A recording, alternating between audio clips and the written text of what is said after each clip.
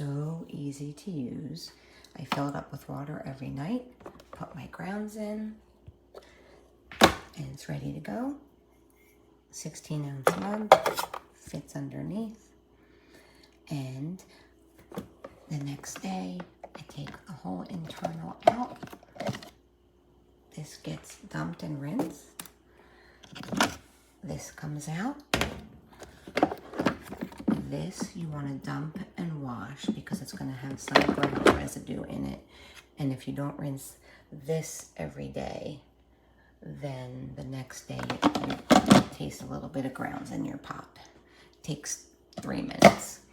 You wipe the grounds off of here from the steam, and voila, it doesn't leak behind here onto the wood like the old pot did.